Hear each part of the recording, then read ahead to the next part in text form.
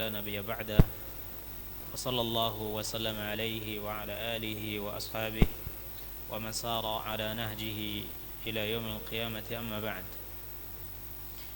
أولا أتقدم الشكر الجزيل إلى أستاذنا الفاضل أبو ليث حفظه الله تعالى وإلى الإخوة جميعا. قبل أن نبدأ بالدرس نعطيكم خيارين، الدرس يكون بالعربية ولا بالإندونيسية؟ بالعربية ولا إندونيسيا؟ أو الخلط بينهما. طبعا saya sangat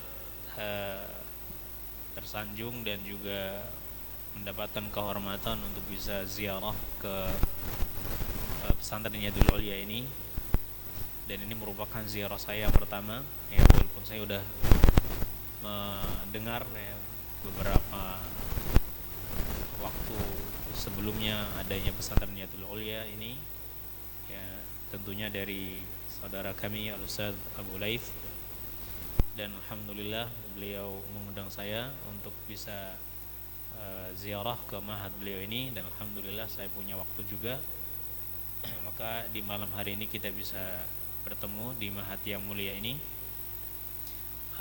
untuk saling mudarasah, saling belajar ya, belajar bersama. Nah, dan beliau meminta agar kitab yang akan menjadi kajian kita ini adalah kitab Al-Arba'in Nawawiyah. Alhamdulillah kitab ini juga beberapa kali kita ajarkan dan saya sangat setuju sekali karena faedah-faedah yang agung yang ada dalam kitab ini. Walladhi yasurruni aydan anni sami'tu anna ba'dakum qad hafidhtum hadhihi al-ahadith fi hadha al-kitab, taqriban 20 hadith kada. Ma sha Allah. Wa hadha tab'an fadlun min Allah azza wa jalla 'alaikum aw lana wa lakum jami'an. Sudah hafal ya hadis Arba'in Nawawiyah ini? Sebagiannya sudah hafal. Sudah. Berapa hadis yang sudah dihafal? Beda-beda. Masyaallah. Ala kulli hal hadha min tariqatil ulama al-mutaqaddimin an al-ilm bil hifz. Ilmu itu harus dengan menghafal. Jadi salah satu cara untuk mendapatkan ilmu yang kuat, yang rasikh itu adalah dengan menghafal. Ya, dan alhamdulillah di sini diajarkan ya untuk menghafal mutun-mutun begitu saja. Nah, dan ini merupakan masya Allah ini cara yang terbaik ya dalam mencari ilmu. Karena kalau ilmu sekedar dibaca akan hilang ya. Tapi kalau dihafal maka ilmu itu akan kuat ya dalam hati kita ya, sehingga tidak cepat hilang. Apalagi kalau kita amalkan dan kita ajarkan, itu semakin hari semakin bertambah. Taib ikhwani wa akhwati rahimani Allah wa yakum. Kajian kita di malam hari ini adalah akan membahas tentang kitab Al-Arba'in Nawawiyah. Ya. Arba'in itu artinya apa? 40 ya. Ada saut yakhruj wala fi dakhil ma. Baik. Arba'in artinya 40 ya. Hanya saja hadis ini yang ada dalam kitab ini tidak berisi 40 pas ya. Bisa bertambah, bisa ada tambahan, bisa kurang dikit ya. Itu orang-orang Arab biasanya mengatakan 40-an. 40-an itu bisa jadi memang tidak pas 40 ya. Ini bisa jadi 40 lebih atau 40 kurang sedikit, tapi dikatakan 40-an.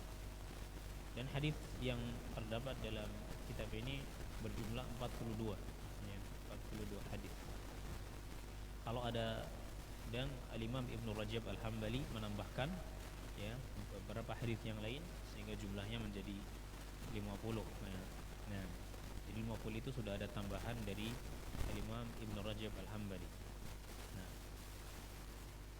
Al-Imam An-Nawawi sendiri kita mengenal beliau yang beliau adalah salah satu imam yang sangat produktif dalam menulis kitab ya, dan beliau termasuk imam muhaqqiq ya dari mazhab Syafi'i. Jadi mazhab beliau secara fikih itu Syafi'i Ya, mazhab beliau secara fikih Syafi'i, dan beliau sangat luas ya keilmuannya dalam mazhab ini. Tapi beliau bukan ulama yang taklid dengan mazhabnya. Beliau walaupun mazhabnya Syafi'i, tapi beliau banyak dari pendapat-pendapat beliau yang terkadang berselisihan dengan pendapat-pendapat ulama Syafi'iyah yang lainnya. Karena beliau adalah ulama yang hur, ya, ulama yang bebas, yakni yang berpegang dengan dalil secara umum. Dan hampir semua kitab-kitab yang dikarang oleh Al-Imam Nawawi itu dipakai oleh semua kaum muslimin, apapun mazhabnya, walaupun dia mazhabnya Hambali, Hanafi, Maliki. Ya, saat ini hampir tidak ada satu masjid ya atau satu pesantren kecuali di situ diajarkan kitab-kitab beliau. Misalnya kitab Riyadhus Shalihin, Arba'in Nawawiyah ya. Walaupun pesantren tersebut terkenal mungkin mazhabnya bukan Syafi'i, mazhabnya Hambali, mazhabnya Maliki, maka para ulama menyebutkan bahwasanya ini salah satu, insyaallah menjadi salah satu tanda bahwa Al-Imam An-Nawawi ketika menulis kitab ini itu menulisnya dengan niat yang sangat ikhlas, niat yang ikhlas. Jadi orang yang melakukan sesuatu dengan ikhlas, maka apa yang dia lakukan itu akan kekal. Al-Imam Malik rahimahullah, beliau mengatakan, "Ma kana lillahi yabqa wa ma kana li ghairihi yanfad." Sesuatu yang dilakukan karena Allah pasti akan kekal. Adapun yang dilakukan bukan karena Allah, yadhhabu jufa'an, dia akan pergi ya, hilang sia-sia. Ya. Jadi sesuatu yang dilakukan karena Allah ikhlas, dia akan kekal. Dan yang dilakukan bukan karena Allah, maka lama-kelamaan dia akan hilang. Mungkin di awal-awal banyak orang yang melakukannya. Ya. Banyak orang yang senang karena baru awal-awal mengenal. Ya, tapi lama-kelamaan akan ditinggalkan. Ya. Karena tidak ikhlas.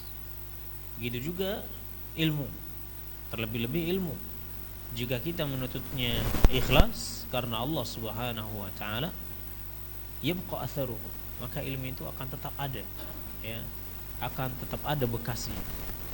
Kalau kita mengajarkan ilmu kepada seseorang karena Allah Subhanahu wa taala, maka ilmu itu akan tetap membekas pada diri kita, diri orang yang kita mengajarkan kepadanya ilmu tersebut, dan akan terus berlanjut sampai ilmu itu diangkat oleh Allah Subhanahu wa taala. Karena dia akan terus mengajarkan, terus akan mengajarkan pada orang lain. Ya. Kita lihat kira-kira berapa besar pahala yang diperoleh Al-Imam Nawawi ya dari apa-apa yang beliau tulis. Karena hampir setiap kaum muslimin ya, ahlu sunnah wal jamaah, mereka semuanya butuh kepada kitab-kitab yang dikarang oleh beliau, mulai dari Arba'in Nawawiyahnya, Riyadhus Shalihin, kemudian Syarah Muslim ya, beliau punya kitab Syarah Muslim ya, kemudian Raudhatul Talibin ya, kemudian At-Tadhhib Syarhul Muhadzab, kitab fiqihnya yang sangat lebar, dan kitab-kitab yang lain. Hampir semua kitab yang ditulis oleh beliau itu dipakai oleh kaum muslim ya, karena beliau seorang ulama muhaqqiq ya, ulama yang betul-betul ya meneliti dalil, kemudian akan berpegang dengan dalil tersebut, walaupun dalil tersebut ya mungkin pendapat mazhabnya tidak sama ya dengan pendapat beliau. Selama beliau memiliki dalil ya, beliau akan amalkan dalil tersebut walaupun mungkin tidak sama dengan ulama-ulama Syafi'iyah yang lainnya. Sehingga apa yang beliau tulis itu semuanya dipakai ya.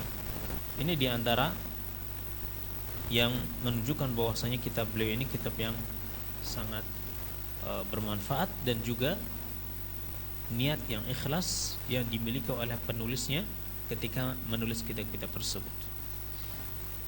Nah, maka ada sebagian orang yang tidak suka dengan Imam Nawawi, ya, mengatakan kitab-kitab Imam Nawawi itu nggak perlu dibaca karena penulisnya ini dari sisi akidahnya itu ada melenceng, ya, terutama dalam akidah asma dan sifatnya. Kita katakan memang beliau, ya, yang pertama beliau adalah seorang mujtahid, seorang ulama mujtahid. Mujtahid itu idza ijtahada al-hakim fa asaba falahu ajran wa idza ijtahada fa akhta'a falahu ajrun wahid. Seorang mujtahid kalau dia berijtihad kemudian dia benar dalam berijtihad, dia mendapatkan kebenaran dalam ijtihad, dia mendapatkan dua pahala. Pahala kebenaran yang dia mendapatkannya dengan taufik dari Allah, kemudian pahala usahanya dalam mencari kebenaran tadi, ya. Adapun kalau dia berijtihad kemudian keliru, ternyata keliru, ya, maka dia tidak mendapatkan dosa karena dia sudah berijtihad sungguh-sungguh. Dia tetap mendapatkan satu pahala, ya. Kita yang pertama, yang kedua, yang namanya manusia tidak lepas dari salah, ya. Tetap saja sehebat apapun orang tersebut, satu saat dia akan melakukan kesalahan, ya. Inilah diantara hikmah kenapa Allah Subhanahu wa taala menamai zatnya dengan nama Al-Ghaffar, Al-Afu, ya, At-Tawwab, karena tidak ada seorang pun yang ma'sum, ya, kecuali para nabi, ya, kecuali para nabi. Oleh karena itu, walaupun Imam Nawawi beliau memiliki keutamaan yang sangat besar dan keutamaannya telah menutupi kekurangan-kekurangannya, tapi tetap saja kita tidak boleh fanatik dengan beliau. Apabila ada pendapat beliau yang sekiranya tidak sejalan dengan dalil, ya, maka kita tidak mengambil pendapat tersebut. Tapi bukan berarti kita harus meninggalkan semua yang ditulis oleh beliau, ya. Kemudian dituduh bahwa beliau ini ulama yang buruk, ya, sehingga kitab-kitabnya tidak perlu dibaca. Karena ada sebagian orang yang berpendapat seperti itu. Syarah Sahih Muslim gak usah dibaca, dibakar saja. Ada yang mengatakan seperti itu. Karena memang di dalamnya ada penjelasan tentang asma dan sifat, dan beliau tergelincir dalam masalah ini. Nah, ala kulli hal, kesalahan-kesalahan yang ada pada beliau, kita berharap bahwasanya kesalahan tersebut kesalahan yang dihapuskan oleh Allah Subhanahu wa taala, karena kebaikan-kebaikan yang sangat banyak yang telah beliau lakukan, ya, dan kebaikan-kebaikan tersebut bisa menutupi keburukan-keburukannya, ya. Dengan harapan seperti itu, ya, kita berharap kepada Allah Subhanahu wa taala sebagaimana Nabi sallallahu alaihi wasallam sabda, wa atbi'is sayyi'atal hasanata tamhuha, dan ikutilah perbuatan yang buruk dengan perbuatan yang baik, ini saya yang baik tadi akan menghapus yang buruk. Dan juga Allah berfirman, innal hasanati yudhhibnas sayyi'at, sesungguhnya perbuatan-perbuatan yang baik ini pasti akan menghapus, ya, perbuatan-perbuatan yang buruk. Dan insyaallah Imam An-Nawawi termasuk dari kelompok yang ini, ya. Taib. Yang akan kita bahas hadisnya apa? Kitabnya adalah Al-Arba'un Nawawiyah, 40 hadis. Saya sarankan kepada seluruh santri, ya, dan seluruh jamaah untuk biasa menghafal kitab-kitab para ulama. Di antara kitab yang harus kita hafal adalah kitab Al-Arba'in Nawawiyah. Kenapa? Karena terdapat di dalam kitab ini hadis-hadis yang menjadi pokok agama. Hadis-hadis yang menjadi pokok-pokok agama, ya. Terdapat dalam hadis ini Arba'in Nawawiyah itu ada hadis-hadis yang menjadi pokok agama yang seorang muslim sangat butuh kepadanya. Sehingga orang yang menghafal hadis-hadis dalam kitab ini dan dia mempelajarinya dengan baik, dia akan mendapatkan khair katsir, akan mendapatkan kebaikan yang sangat banyak untuk agamanya, untuk dunianya, dan juga untuk akhiratnya. Ya, maka saya sarankan, dan alhamdulillah wa naqul jazallahu khairan ala al-mudarrisin wal muqimin fi hadzal mahad, ya, alladziina qad hathu tullabahum bi hifdzi al-ahadits fi hadzal kitab. Saya sangat terima kasih kepada asatidzah di mahad ini yang telah mengajarkan dan mendorong murid-muridnya untuk menghafal hadis dalam kitab Al-Arba'in Nawawiyah ini dan juga kitab-kitab yang lainnya yang merupakan turas, yang merupakan apa yakni turas Islami, ya. Nah, yang harus kita jaga, harus kita lestarikan, ya. Nah, untuk metode kajian kita, ya, insyaallah taala dimulai dari malam ini dan juga malam-malam berikutnya jika ada izin dari Allah Subhanahu wa taala, adalah pertama diharapkan kepada seluruh santri, ya, karena kita di pesantren ya, itu membawa catatan, ya, sehingga kalau ada faidah-faidah yang bisa kita ambil, kita bisa catat, ya, kemudian kita bisa murajaah. Yang kedua, setiap kali kajian saya akan meminta kepada salah seorang santri untuk membacakan hadis yang akan kita kaji bersama. Insyaallah siap ya? Siap? Insyaallah. Nah, jadi setiap santri nanti bacakan hadis. Mungkin nanti panitia bisa membuat jadwal. Malam ini ya bagian fulan, bagian fulan, bagian fulan. Jadi dia ada persiapan ya untuk menghafal hadis. Ya, sebelum kita kaji bersama hadis tersebut. Nah, untuk malam hari ini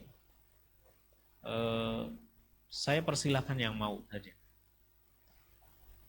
Saya persilahkan yang mau menghafal, silakan untuk menghafalnya sebelum kita mulai untuk menjelaskan hadisnya. Wa qabla dzalika kam tu'ti fursah ya Aba Laits, kam tu'tini min al-waqt sa'a wala sa'atain sampai jam 8. Khair insyaallah. Nah, sampai jam 8 maksimalnya ya. Ya, maksimalnya. Sebelum jam 8 boleh berarti ya.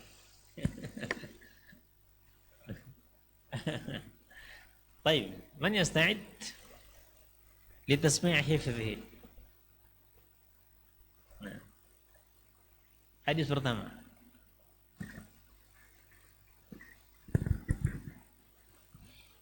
Bismillahirrahmanirrahim.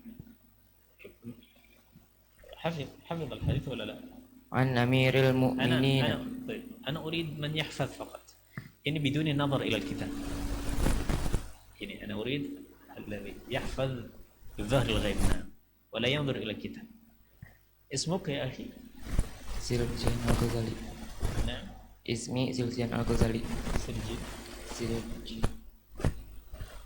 أيوة الغزالي. تفضل يا شيخ.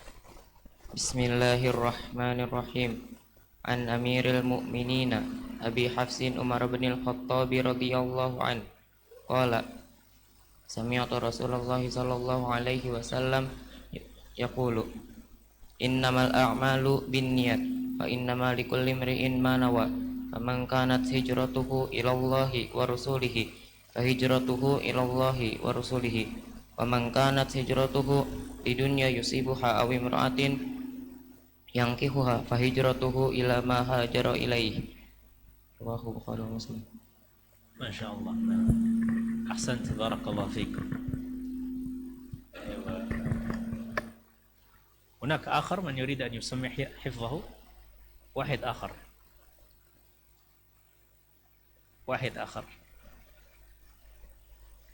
Ada yang mau lagi? Masya Allah. Tafadhal. Ismuka al-karim? Ismi Angga. Angga. Barakallahu fiik ya. Tafadhal. Bismillahirrahmanirrahim.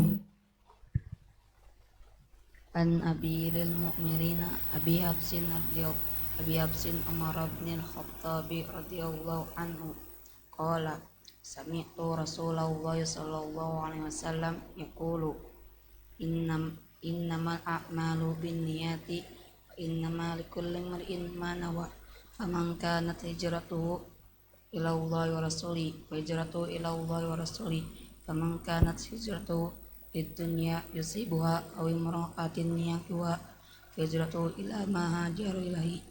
Rawahu Bukhari wa Muslim. Masya Allah. Nah, ahsan, barakallahu fikum.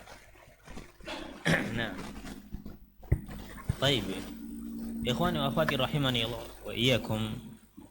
Hadis yang pertama ya, yang ditulis oleh Imam An-Nawawi rahimahullah adalah hadis tentang niat atau tentang ikhlas secara khususnya. Hadis ini diriwayatkan oleh sahabat yang mulia Amirul Mukminin Umar ibn Khattab radhiyallahu anhu. Saya tidak panjang lebar berbicara tentang Umar bin Khattab radhiyallahu anhu ya. Nah, ada pelajaran sirahnya sendiri insyaallah taala. Amirul Mukminin ya, Amir artinya pemimpin ya, orang-orang yang beriman. Dan beliau adalah yang pertama mendapatkan laqab Amirul Mukminin. Karena sebelumnya Abu Bakar itu dipanggilnya ya Khalifata Rasulillah ya, wahai pengganti Rasul. Kemudian ketika Abu Bakar meninggal digantikan oleh Umar, dipanggil ya Khalifati Rasulillah ya, pasti menggunakan kata khalifah, wahai penggantinya Rasul ya. Kemudian ada yang berpendapat ya, nanti kalau pengganti setelah Anda dipanggilnya ya Khalifati Rasulillah, nanti setelahnya lagi ya Khalifati terus Khalifati, nanti panjang. Kenapa nggak disingkat saja? Anta amiruna ya, Anda adalah pemimpin kami, maka adalah Amirul Mukminin, dan beliau Umar bin Khattab ya yastahsin atau istahsana bihadzal ra'i, menganggap baik ya perkataan ini, sehingga beliau dipanggil Amirul Mukminin ya. Jadi setelah itu khalifah itu dipanggil dengan Amirul Mukminin, yakni pemimpin orang-orang yang beriman. Abu Hafs Umar ibn Khattab radhiyallahu anhu, beliau diangkat menjadi khalifah dengan isyarat atau dengan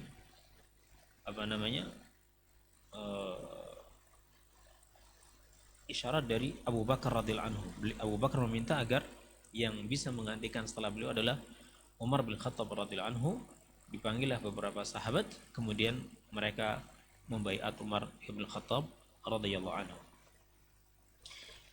Beliau mengatakan, sami'tu Rasulullah sallallahu alaihi wasallam yaqul, saya mendengar Rasulullah sallallahu alaihi wasallam bersabda. Dalam ilmu hadis ya, kata sami'tu ini menunjukkan bahwasanya beliau mendengar langsung ya dari Rasulullah sallallahu alaihi wasallam. Dan termasuk dari syarat yang diwajibkan atau syarat yang ditentukan oleh Al-Imam Al-Bukhari ketika menulis kitab hadis, menulis hadis-hadis yang beliau hafal ini atau yang beliau ambil, syaratnya itu harus mendengar langsung. Imam Bukhari. Jadi kalau Imam Bukhari ini termasuk imam yang mutasyaddid, imam yang sangat keras ya, sangat dalam masalah hadis itu beliau sangat ketat ya, karena beliau mensyaratkan di dalam kitab Sahih Bukhari-nya, karena beliau punya kitab yang lain, kitab Adabul Mufrad ya. Kalau di Adabul Mufrad itu syaratnya tidak seperti yang ada dalam Sahih Bukhari. Kalau Sahih Bukhari beliau mensyaratkan agar hadis-hadis yang beliau ambil itu adalah hadis-hadis yang diambil dari guru yang dia langsung mendengar dari gurunya ya. Naam, atau langsung membacakan di hadapan gurunya ya.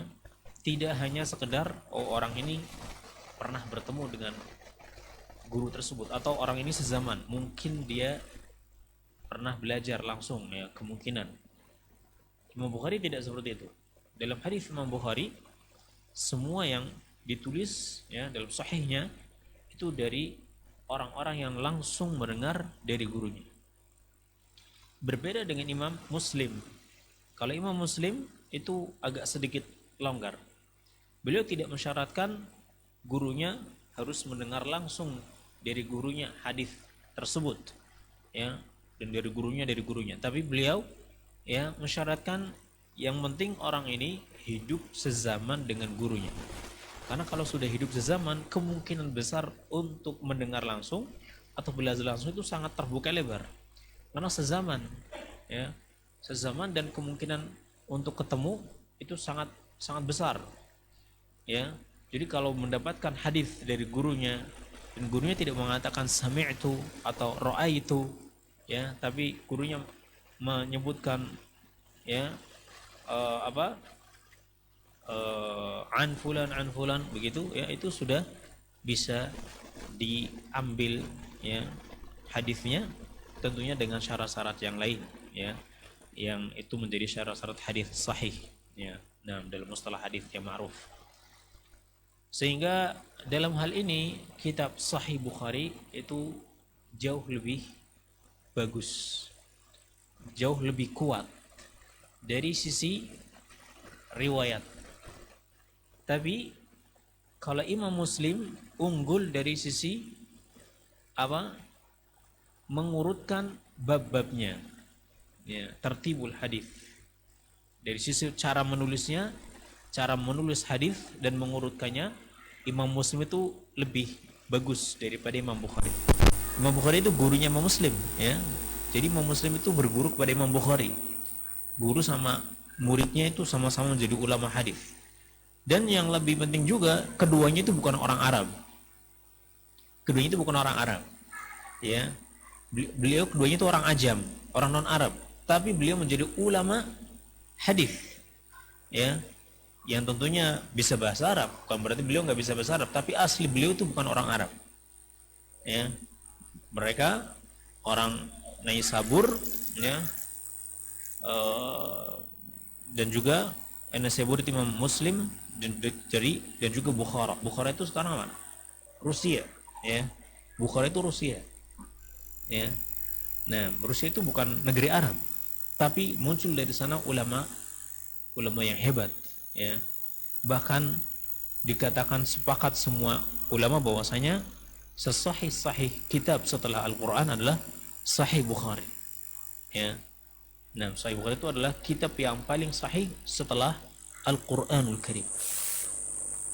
Nah, padahal pengarangnya bukan orang Arab asli, tapi bukan berarti nggak tahu bahasa Arab. Tentunya beliau sangat tahu bahasa Arab. Artinya walaupun kita bukan orang Arab, ya, kita nggak usah minder. Nggak mungkin saya jadi ulama seperti Imam Bukhari, seperti Imam Muslim, ya. Ketika ada keinginan dan niat yang ikhlas dan kesungguhan, pasti bisa, ya, pasti bisa. Kita dahulu juga punya ulama-ulama yang hebat, yang terkenal di dunia Arab, padahal mereka bukan orang Arab, mereka orang Indonesia, seperti Imam An-Nawawi Al-Bantani, ya, dikenal di negeri Makkah, di negeri Arab, padahal beliau orang Indonesia, ya. Nah, jadi Imam Bukhari jauh lebih unggul dari sisi kuatnya riwayat, tapi Imam Muslim lebih unggul dari sisi apa? Nah, tertibul ahaditsnya, dalam mengurus, dalam menurutkan, dan juga dalam menulisnya, yakni fi sina'atil kitab. Karena Imam Muslim, beliau kalau menyebutkan hadis, ya, kemudian diiringi dengan mutaba'atnya, ya, mutaba'atnya. Jadi hadis ini punya mutaba'ah, punya hadis-hadis yang lain yang mengikutinya dan lebih menguatkan. Itu dalam satu bab. Jadi nggak perlu kita pusing-pusing menyari, ya, hadis ini ada mutaba'atnya nggak, ya. Tidak seperti di Imam Bukhari. Kalau Imam Bukhari, Sahih Bukhari itu mutaba'atnya itu di bab yang lain. Ya, jadi hadis ini, misalnya hadis innamal a'malu binniyat di satu bab, untuk mencari mutaba'atnya kita harus lompat ke bab yang lain. Kita harus buka-buka semuanya. Oh, berarti ini menjadi, baru kita dapat kalau ini hadis ini bisa menjadi mutaba'at, penguat hadis yang sebelumnya.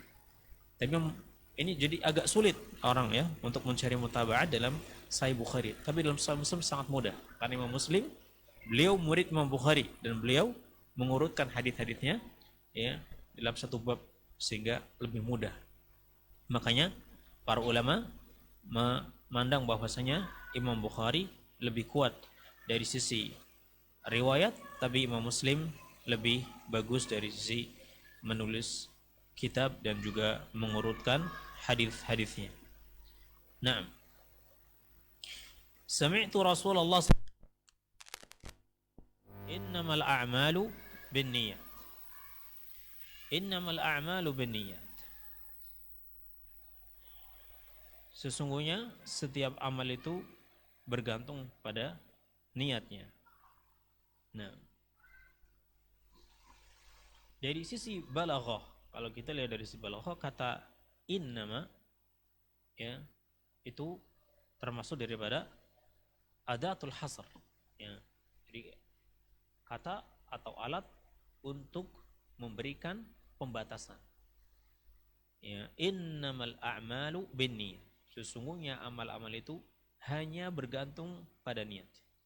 Yakni tidak ada amalan yang benar kecuali yang makbul, tidak ada amalan yang benar dan makbul kecuali amal tersebut pasti diiringi dengan niat.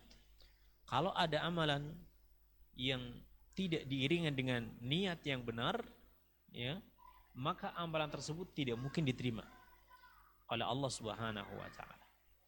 Ya. Jadi hadis ini menunjukkan bahwasanya setiap amalan itu hanya akan diterima oleh Allah Subhanahu wa taala kalau dia diiringi dengan niat yang benar. Ya, ini dari sisi balaghahnya. Jadi kata innama itu yufidul hasr, memberikan faedah pembatasan. Ya.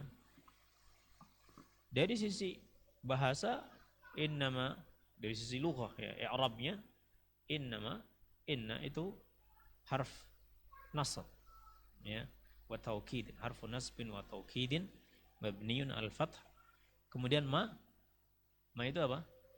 Al kafah al makfufah, yakni ma itu sudah mencukupkan pengamalan inna, sehingga inna itu tidak lagi beramal pada kata selanjutnya. Al-a'malu binniyat. Al-a'malu ini menjadi mubtada, binniyat menjadi khabarnya, mubtada khabar. Ya. Kalau inna kan harusnya sim nasab ya. Sudah belajar nahwu sharaf? Belum apa ya? Nah, taib, berarti kita nggak usah terlalu panjang ya. Nah. Innamal a'malu binniyat. Sesungguhnya amalan-amalan itu sangat bergantung pada niatnya. Apa arti dari innamal a'malu binniyat? Ya, maksud daripada innamal a'malu binniyat yakni bahwasanya amalan-amalan yang benar dan makbul itu hanya jika diiringi dengan niat yang benar. Ini kaidah ya, ini kaidah. Tolong difahami, kaidah yang sangat agung ini. Jadi setiap amalan yang kita amalkan, amalan itu mencakup amalan hati, amalan lisan, dan amalan anggota badan. Jadi kalau kita bilang amalan, itu mencakup amalan hati, amalan lisan, dan amalan anggota badan. Amalan hati seperti apa? Ya, jujur, terus apa lagi?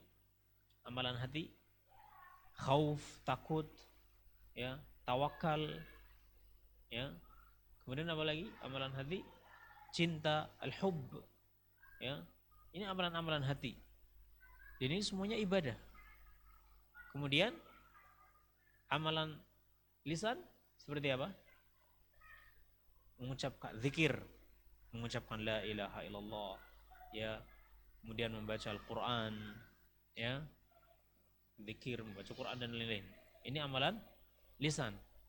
Kalau amalan anggota tubuh seperti salat, ya, zakat, infak, menyingkirkan gangguan dari jalan, ini amalan anggota tubuh. Jadi setiap amalan yang kita amalkan, yang itu mencakup amalan lisan, baca Quran, mengaji, menghafal, ya, amalan anggota tubuh seperti sholat, ya, puasa, haji, zakat, ya, infak, ya, atau amalan hati, takut, ya, tawakal, rasa cinta, ya, kepada Allah, kepada kebaikan, itu semua hanya akan diterima di sisi Allah Subhanahu wa taala jika diiringi dengan niat yang benar, ikhlas. Ya, jika diiringi dengan niat yang ikhlas. Maka kalau amalan-amalan tadi tidak diiringi dengan niat yang ikhlas, amalan tersebut akan tertolak. Ya, amalan tersebut akan ditolak oleh Allah Subhanahu wa taala. Ya, paham?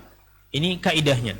Setiap amalan yang kita amalkan hanya akan menjadi amalan yang mendekatkan diri kita di sisi Allah dan akan diterima oleh Allah, dibalasi dengan pahala itu jika amalan kita dilakukan karena apa?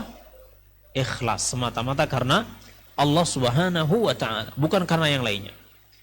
Jadi antum belajar di sini harus karena Allah. Biar belajarnya antum menjadi amalan yang bisa mendekatkan diri kalian kepada Allah Subhanahu wa taala. Kan kita belajar biar kita dekat dengan Allah ya. Setiap usaha yang kita lakukan ini itu semata-mata biar kita dekat dengan Allah Subhanahu wa taala, enggak ada tujuan yang lainnya. Kita salat itu biar dekat dengan Allah Subhanahu wa taala.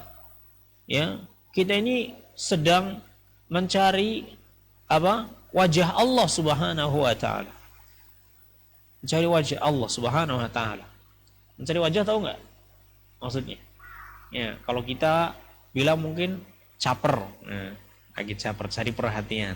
Seperti kita cari perhatiannya Ustadz, biar Ustadz memperhatikan kita, biar Ustadz sayang ke kita, ya. Nah, kalau perhatian Ustadz ya terbatas, ya. Nah, karena Ustadz juga terbatas, ya. Mungkin kita sudah berusaha taat ke Ustadz, ya, memperlakukan Ustadz baik-baik, biar sayang ke kita. Suatu saat Ustadznya marah mungkin ke kita karena kesalahan yang kita lakukan tanpa kita sadari misalnya, atau kita tersalah, ya. Nah, yang namanya manusia tetap punya batasan. Tapi Allah Subhanahu wa taala tidak. Allah Maha tahu. Jadi ikhwani wa akhwati rahimani Allah wa yakum, hidup kita ini itu hanya semata-mata ingin kita supaya menjadi orang yang paling dekat dengan Allah Subhanahu wa taala. Karena itu tujuan utama kita ada di dunia ini. Allah berfirman, "Wa ma khalaqtul jinna wal insa illa liya'budun." Dan tidaklah aku ciptakan jin dan manusia kecuali hanya untuk beribadah kepadanya. Kenapa kita beribadah kepada Allah? Agar kita dekat dengan Allah Subhanahu wa taala. Nah, kalau kita dekat dengan Allah, apa yang akan kita dapatkan? Kita akan mendapatkan rahmat Allah. Kalau kita sudah dapat rahmat Allah, bagaimana? Kita akan selamat, kita akan masuk surga. Ya, karena kita bisa masuk surga hanya dengan rahmat Allah Subhanahu wa taala. La yadkhulu ahadukum bi'amalihi. La yadkhulu ahadukumul jannah bi'amalihi. Kalian tidak akan masuk surga dengan apa? Mengandalkan amalan saja.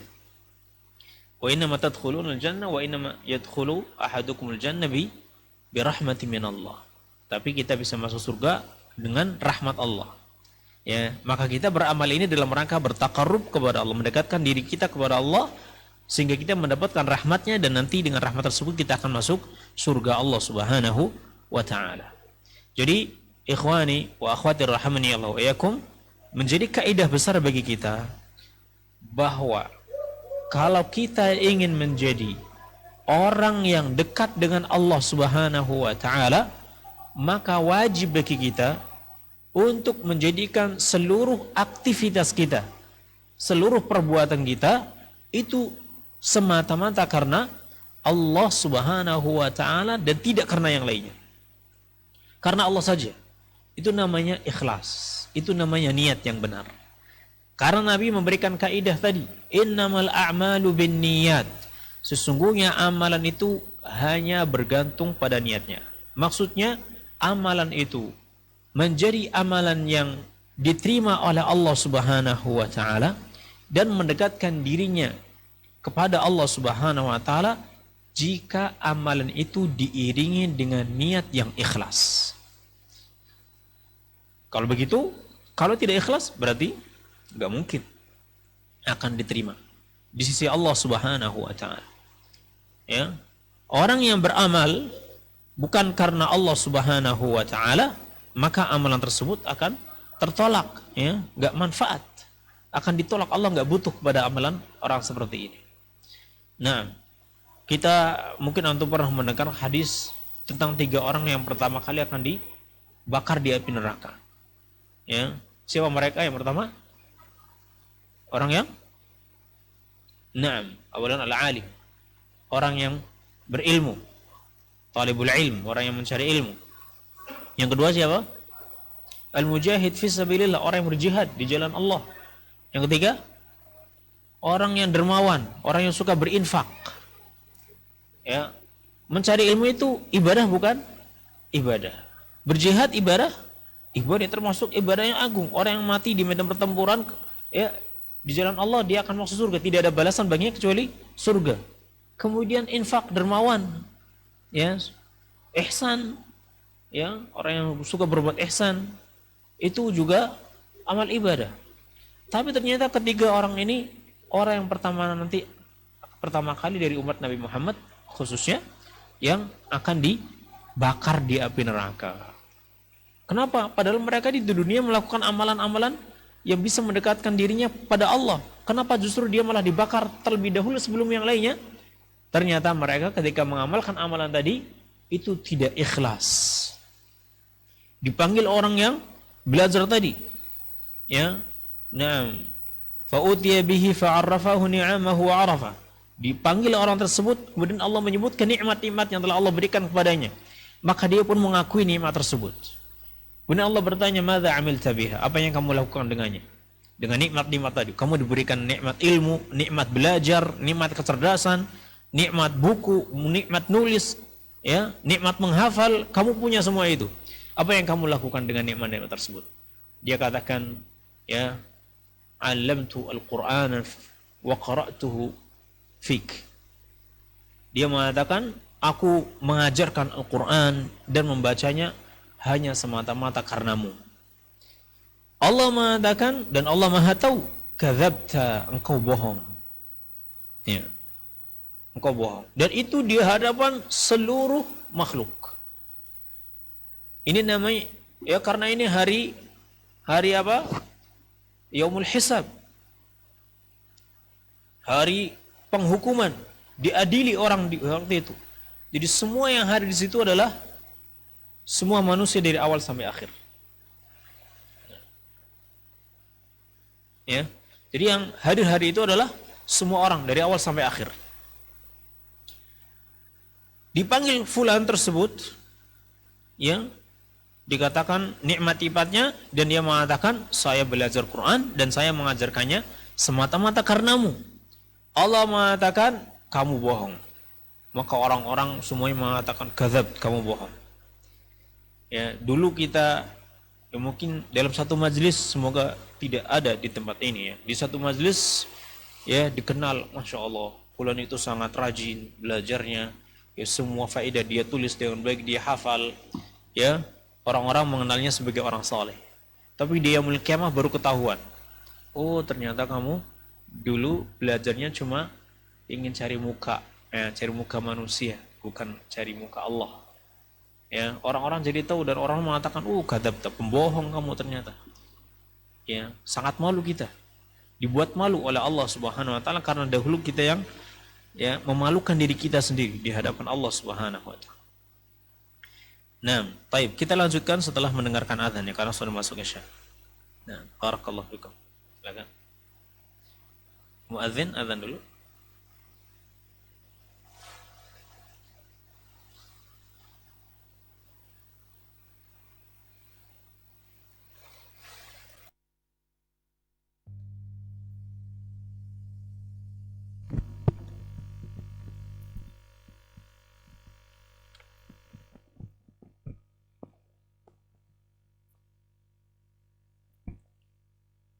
الله أكبر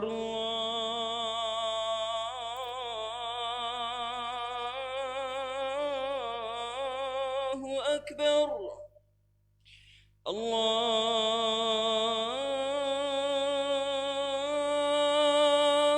أكبر الله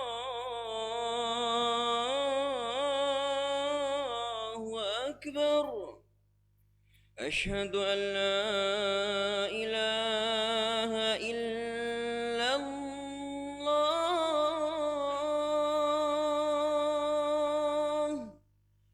أشهد أن لا إله إلا الله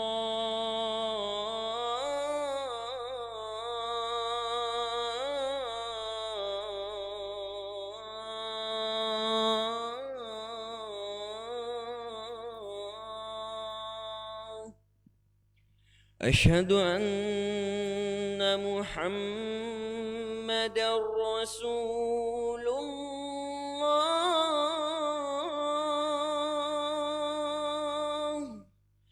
أشهد أن محمدا رسول الله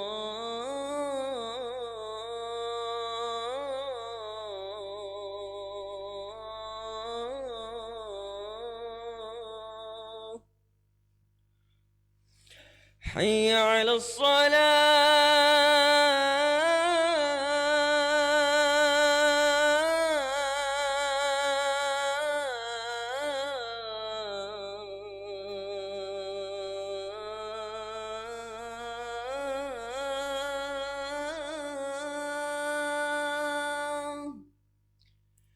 حي على الصلاة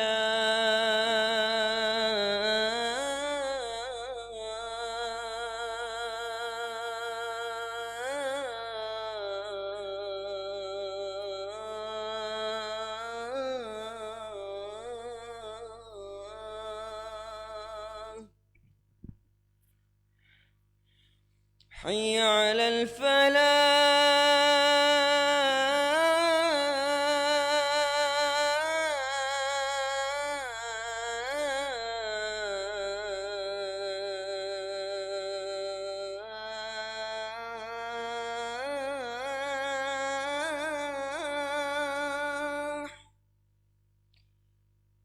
حي على الفلاح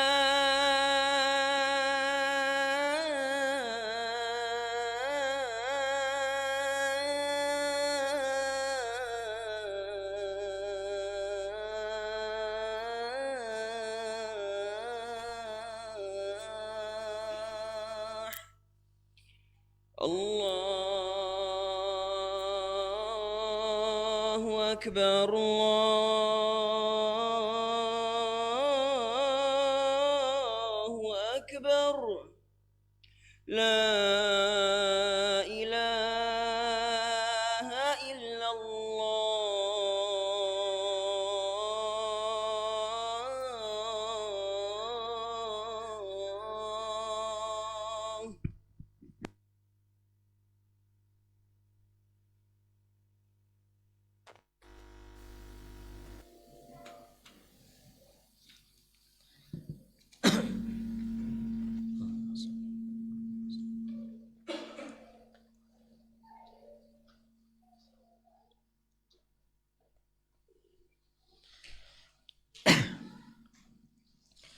Alhamdulillah wassalatu wassalamu ala Rasulillah wa ala alihi wa sahbihi wa man wala ba'd.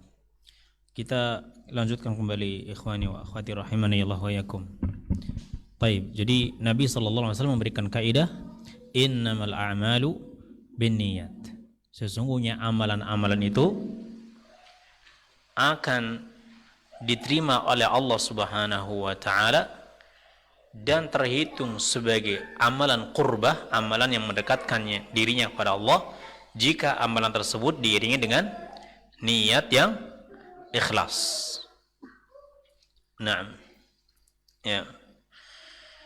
Kemudian Nabi sallallahu alaihi wasallam bersabda, "Wa innama likulli imri'in ma nawa." Dan sesungguhnya setiap orang itu hanya akan mendapatkan apa yang menjadi niatnya atau apa yang dia niatkan. Dan setiap orang hanyalah akan mendapatkan wa innama. Ini juga tadi kita katakan innama itu apa? Adatul hasar. Kata yang digunakan untuk memberikan pembatasan. hanyalah.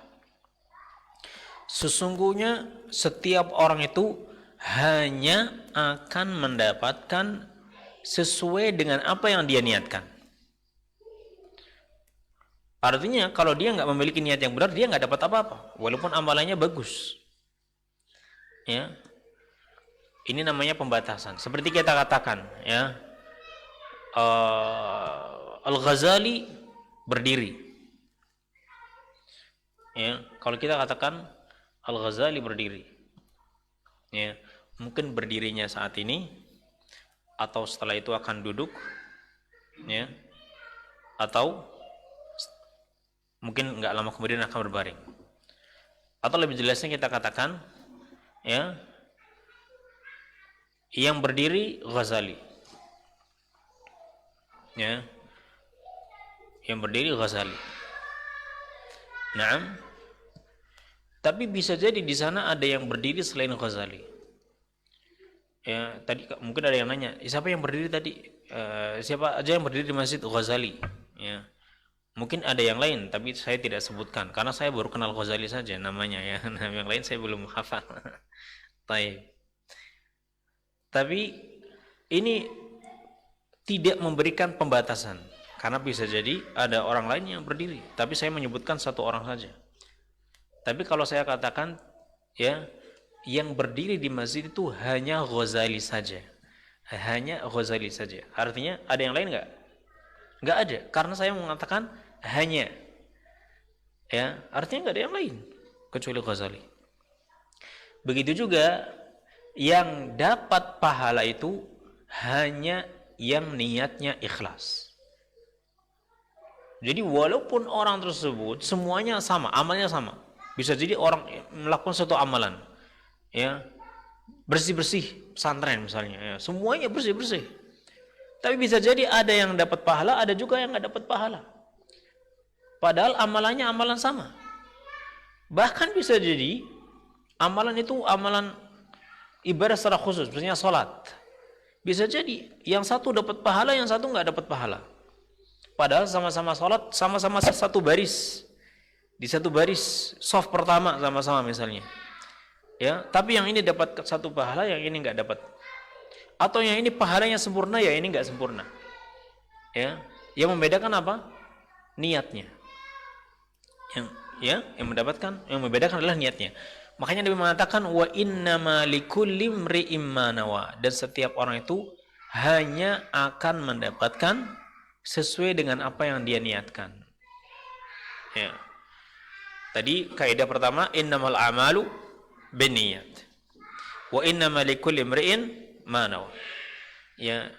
Innamal a'malu binniyat. Sungguhnya amalan itu tergantung dengan niatnya. Itu dilihat dari amalan. Kalau kita melihat amalan itu akan menjadi diterima atau tidak diterima itu dengan niatnya. Wa innama likulli imri'in ma nawa. Kalau kita lihat dari orang yang atau zat yang akan memberikan pahala pada kita, maka kita mengatakan wa innama likulli imri'in ma nawa. Jadi kalimat yang kedua berkaitan dengan zat yang mau memberikan balasan. Yakni Allah hanya akan membalasi kita sesuai dengan niat yang kita miliki ketika melakukan amalan tersebut. Niat Anda ketika melakukan amalan ini apa? Kalau niatnya ingin mendekatkan dirinya kepada Allah Subhanahu wa taala, bertaqarrub dengan amalan tadi, maka dia akan dekat dengan Allah dan dia akan mendapatkan pahala di sisi Allah Subhanahu wa taala. Ya, seperti tadi, ya, kerjaannya tadi bersih-bersih. Ya, bersih-bersih. Bersih-bersih itu termasuk ibadah? Tidak. Termasuk ibadah, ya. Karena ini termasuk bagian daripada iman. Karena Nabi mengatakan, al-imanu bid'un wa sittuna wa fi riwayatin wa sab'una syu'bah. Aw wa sab'una syu'bah. A'laha qawlu la ilaha illallah wa adnaha imatatul adha 'anit tariq wal haya'u syu'batu minal iman. Jadi iman itu ada sekitar 60 atau 70 sekian cabang, 70 lebih cabang. Yang paling tinggi itu kalimat la ilaha illallah, tauhid. Ya, di sini menghafal tauhid. Kitab tauhid sudah dihafal? Belum. Masya Allah. Nah, nanti ada, ya, muqarrarnya, ya. Yang paling tinggi kalimat la ilaha illallah. yakni mengucapkan kalimat ini, memahaminya, mengamalkannya dengan baik. Yang paling rendah dari iman, dari cabang iman itu apa? Menyingkirkan gangguan dari jalan. Ya, ada gangguan di jalan, apa itu batu, itu duri, itu kaca, takut ada orang yang terkena dan nanti akan jatuh misalnya atau akan luka, maka dia singkirkan. Atau sampah dia ambil biar tidak mengganggu pemandangan. Ya. Karena kata adza, ya, imatatul adza. Adza itu sesuatu yang mengganggu manusia, baik mengganggu secara fisiknya atau mengganggu perasaan. Yakni dia lagi jalan, ada lihat sampah berserakan di jalan, orang itu kalau lihatnya jadi nggak nyaman, ya, nggak nyaman, terganggu, atau bahkan keluar bau yang tidak sedap, mengganggu orang, maka dia singkirkan. Maka itu bagian daripada iman. Yakni hanya orang-orang yang beriman saja yang hatinya tergerak untuk menyingkirkan apa-apa yang mengganggu manusia, ya, maka dia singkirkan. Bukan, dan niatnya ketika dia menyingkirkannya semata-mata karena Allah, karena dia tahu ini bagian daripada iman, dia singkirkan.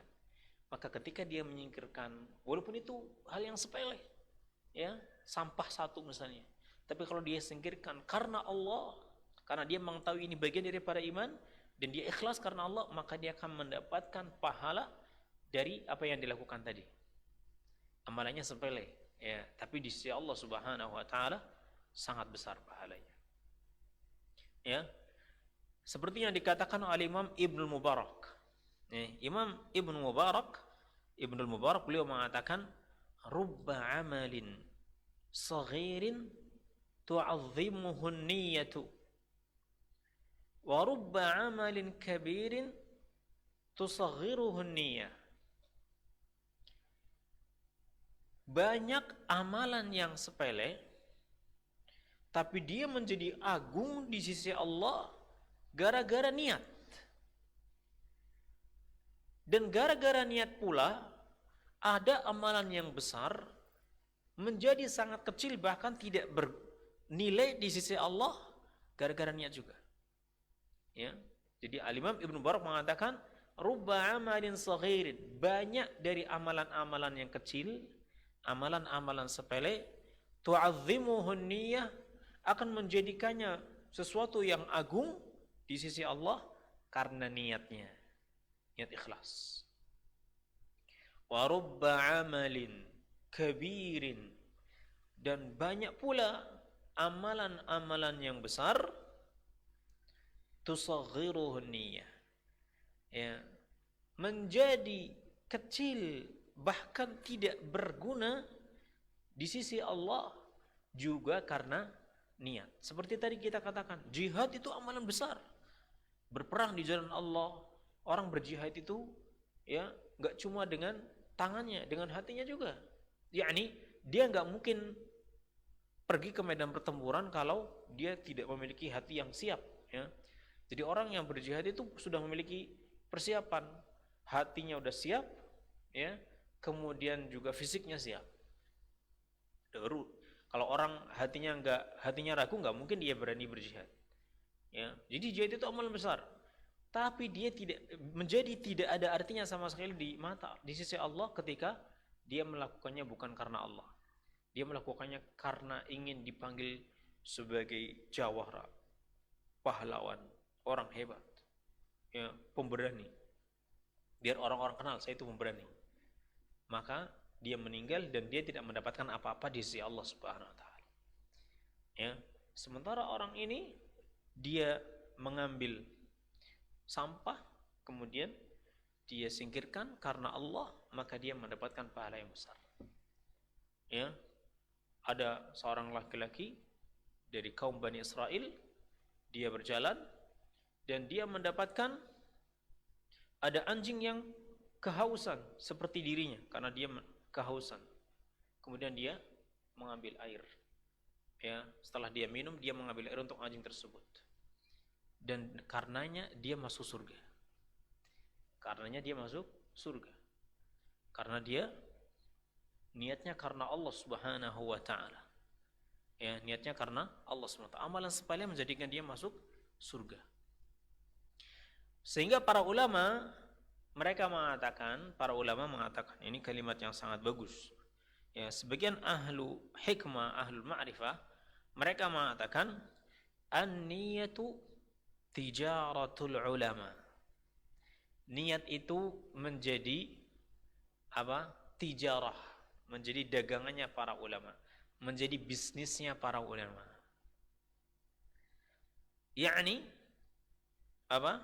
Mereka bisa untung dengan amalan-amalan tadi karena niat yang dia miliki. Mereka menjadi beruntung dari setiap amalan yang dilakukan tadi karena apa? Karena niatnya. Walaupun amalan itu amalannya sepele. Ya. Mungkin seperti apa? Minum. Kalau kita minum bismillah, kita awali dengan bismillah. Kita minum. Niatnya biar hilang ya kehausan dan punya tenaga untuk menjelaskan lagi. Lebih semangat, ngantuknya hilang juga. Ya. Maka itu dihitung menjadi ibadah. Walaupun minumnya biasa. Ada orang kehausan juga minum. Ya, sama-sama minum. Mungkin malah dia lebih banyak, tapi nggak dapat pahala. Karena apa? Karena niat. Dari mana dia tahu dia akan mendapatkan pahala? Karena ilmu yang dia miliki. Dia tahu bahwasanya minum yang pada asalnya itu mubah, kalau diawali dengan bismillah dan juga diniatkan supaya mengembalikan kekuatan yang dengannya dia bisa memberikan manfaat kepada kaum muslimin atau bisa menguatkan dirinya untuk beribadah lagi, maka ini akan menjadi ibadah. Ya. Itu karena dia memiliki ilmu. Makanya para ahlul hikmah atau ahlul ma'rifah mengatakan an-niyatu tijaratul ulama. Niat itu menjadi ladang bisnisnya para ulama. Untungnya di mana? Untungnya di akhirat. Karena setiap amalan yang dilakukan, yang kecil maupun yang besar, itu bernilai ibadah di sisi Allah Subhanahu wa taala gara-gara niat yang dia miliki. Ya. Ini faedah daripada hadis ini yang sangat agung. Maka jangan sampai ikhwani wa akhwati rahimani Allah yakum, jangan sampai kita melakukan suatu amalan kemudian tidak kembali manfaat yang baik kepada kita, terutama manfaat ukhrawi kita, manfaat akhirat. Ya, nanti kita menjadi rugi. Salah seorang ulama, Zaid al-Yami atau Zabid al-Yami, maaf, beliau mengatakan, inni la ahabbu an takuna li niyyatun fi kulli syai' hatta fi at-ta'ami wa syarab. Saya benar-benar suka, saya sangat senang apabila saya memiliki niat setiap kali saya melakukan aktivitas, bahkan sampai ketika saya minum dan saya makan. Yakni beliau menginginkan, beliau akan sangat senang setiap kali ingin melakukan suatu aktivitas, baik itu aktivitas yang sifatnya memang ibadah yang ada nasnya, atau aktivitas-aktivitas yang pada asalnya mubah dan bisa berubah menjadi ibadah gara-gara niat yang dilakukan. Maksudnya beliau sangat memperhatikan setiap perbuatan. Orang yang cerdas dia akan memperhatikan setiap yang dia lakukan. Sampai keluar rumah misalnya, dia pun niatkan. Dia cari, saya mau keluar rumah, niatnya apa nih? Saya keluar rumah, niatnya untuk melihat keagungan Allah Subhanahu wa taala. Ya, padahal mau jalan-jalan juga. Ada teman yang ngajak jalan-jalan, ya. Yuk jalan-jalan dulu, ya. Nah, dia keluar. Biar saya dapat pahala, saya niatnya apa ini? Harus dengan niat yang bisa mendatangkan pahala untuknya. Oh, saya keluar tentunya dengan diawali bismillah tawakkaltu 'ala Allah, dan saya niatkan untuk melihat keindahan ciptaan Allah dan dengannya saya akan lebih mengagungkan Allah Subhanahu wa taala. Keluar rumah dapat pahala, temannya keluar rumah enggak dapat pahala. Ana tadi lihat Masya Allah ya, ikhwah pada main, adik-adik ini pada main panah. Ya. Untuk main panah untuk apa? Buat mengisi kekosongan atau niatnya dalam rangka bertaqarrub kepada Allah Subhanahu wa taala. Ya. Yuk kita main panah, ayo ya, awal bismillah. Kemudian kita niatkan saya memain panah ya untuk melatih ketangkasan saya ya dalam rangka membela agama Allah dan membela kaum muslim. Bismillah. Jadilah main panah tersebut mendapatkan pahala. Ya, mendapatkan pahala. Nah, maka insya Allah kalau niatnya benar nggak ada yang namanya rebut-rebutan tuh. Saya dulu, nggak ada. Nanti jadinya apa? Bertengkar ya. Nah, karena kalau bertengkar karena niatnya tadi mungkin salah atau nggak punya niat tadi. Niatnya hanya sekedar ingin main-main aja. Ya. Makanya seorang ulama, orang yang berilmu adalah orang yang mampu mengubah sesuatu yang sifatnya adat menjadi ibadah. Sementara orang jahil, orang yang tidak berilmu, dia orang yang merubah ibadat menjadi adat, menjadi kebiasaan yang tidak bernilai apa-apa di sisi Allah Subhanahu wa taala. Ya. Orang berilmu dia bisa jangankan yang ibadah, ya enggak ibadah saja bisa dijadikan ibadah dengan niatnya tadi. Ya. Main bersama teman asalnya mubah, bukan ibadah. Tapi dia niatkan dan dia mendapatkan pahala. Jadilah dia ibadah untuknya. Makan, minum pada asalnya adalah mubah, bukan ibadah. Enggak ada ibadah dengan makan dan minum ya pada asalnya. Nah, tapi hal itu bisa menjadi ibadah kalau kita niatnya benar. Ya, kita bangun malam-malam kelaparan ya. Nah, dan menjelang subuh kita udah kelaparan nih. Saya mau minum. Ya. Terlebih lagi besok mau puasa. Ya, maka dia makan atau minum. Makan minumnya disebut apa? Sahur. Jadilah ibadah. Tasahharu fa inna fis sahuri barakah. Atau makan dan minum setiap hari. Ya, antum pulang makan, antum pulang minum misalnya. Kemudian dia niatkan minum ini biar tubuh ini fit, sehat, kemudian biar bisa melakukan aktivitas ibadah yang lain atau bisa menolong orang lain dengan maksimal, maka minumnya tadi bisa menjadi ibadah. Sementara orang yang tidak berilmu, ya mungkin tiap hari dia sholat, ya, tapi hanya menjadi rutinitas saja. Yakni tidak ada niatan ibadah. Makanya sholatnya datang ke masjid aja, habis sampai di masjid gak mengambil shaf yang baik, gak menjaga adab masjid. Di masjid main-main. Ya kita kalau dapatkan ya ikhwan yang dirahmati oleh Allah SWT, misalnya kalau sholat Jumat, kalau pas lagi sholat Jumat, kita dapatkan ada orang-orang yang datang untuk sholat Jumat, tapi di masjid apa? Ngobrol. Bahkan ada kadang-kadang ada yang tetap ngerokok, ya, padahal lagi sholat Jumat. Atau sambil nunggu khatibnya datang, ngerokok dulu di luar. Ya. Nah, rokok dulu.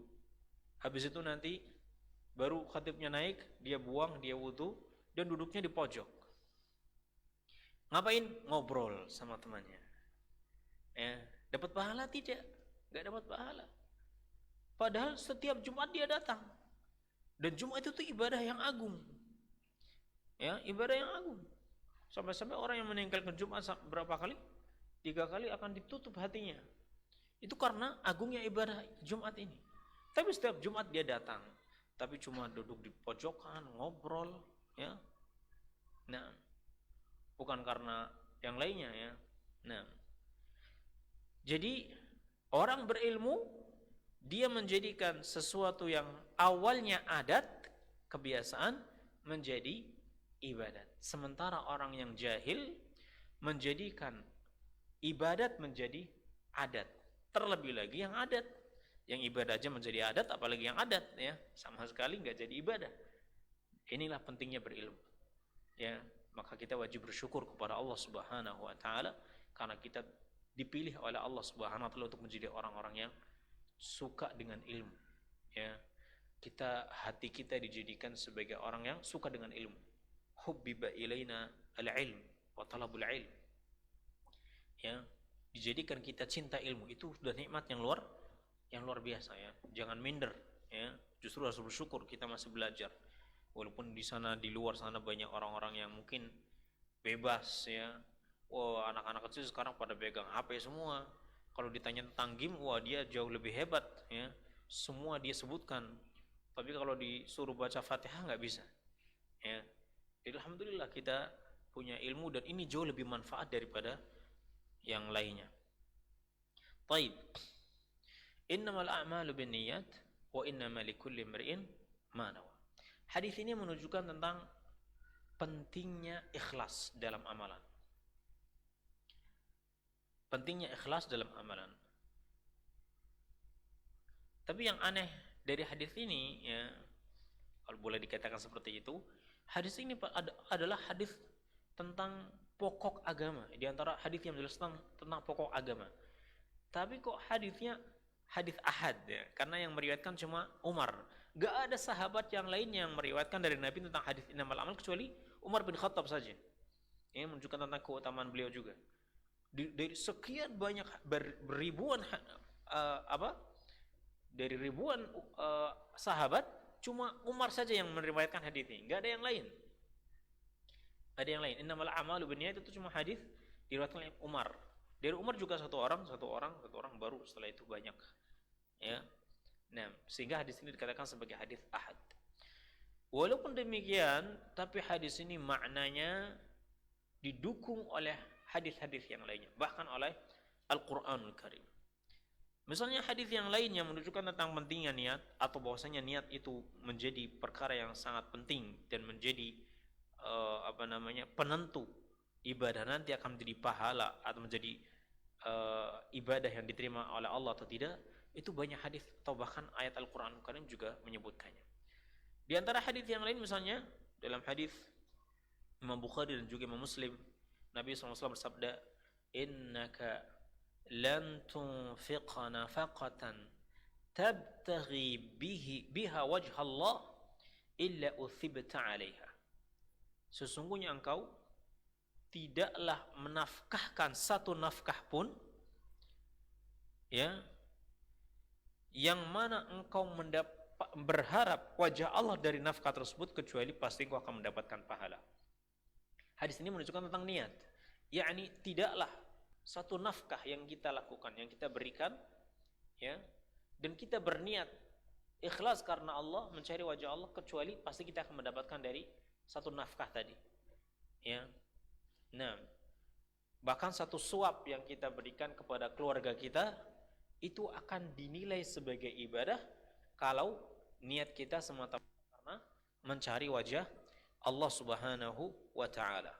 Nah, di dalam Al-Qur'an juga ada ayat-ayat yang semakna ya, yang menunjukkan tentang pentingnya niat. Ya, misalnya surat Al-Baqarah ayat 272, "Wa ma tunfiquna illa ibtigha'a wajhillah."